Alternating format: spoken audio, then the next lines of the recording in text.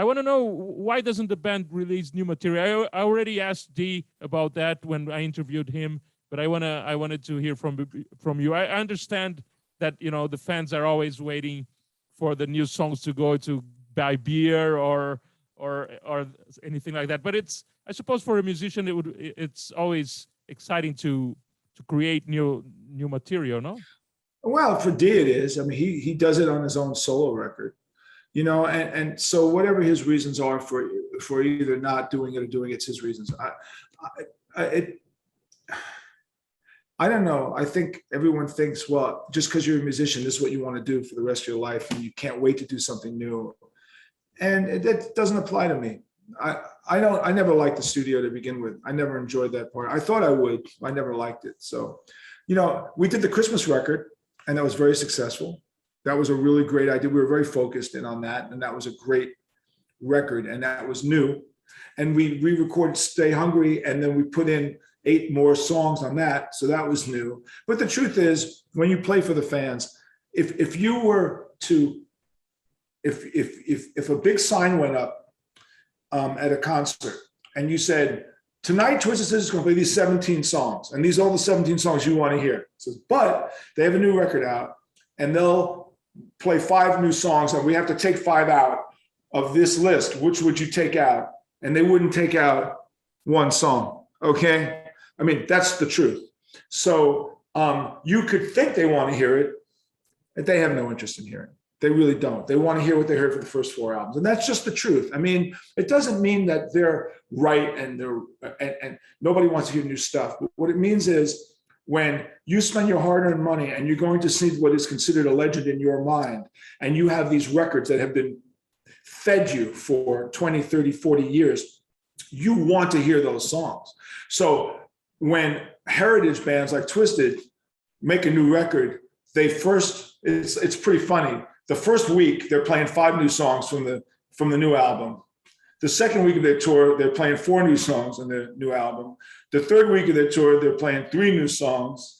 By the first month of their tour, they've just thrown it all out the window, or 1 song, and they are praying to get through it, because you want to play what the fans want to hear. And that's just what you want to do. So if you're there to make a fan happy, really happy, and you know that they want all those songs, then you play those songs for them. And if you're an entertainer, that's your responsibility. I happen to believe in the responsibility of an entertainer to his audience. To their audience, you have to give them what they want.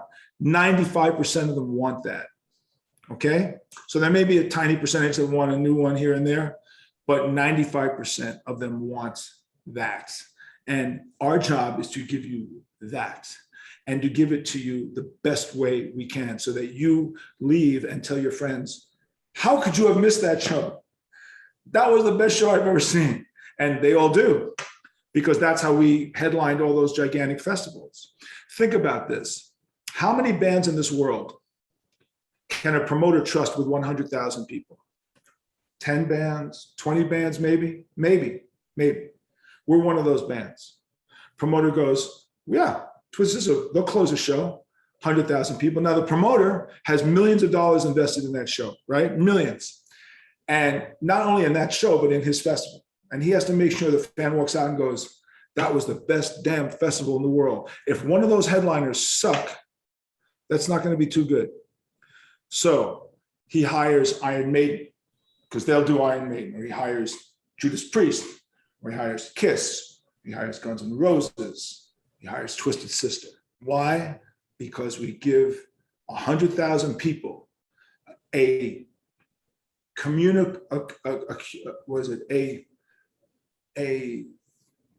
performance that bonds them as a community.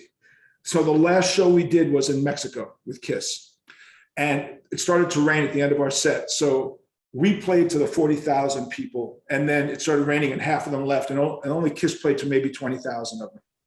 But we had 40,000. And it was our last show, and everybody knew it. And it was like being in a church.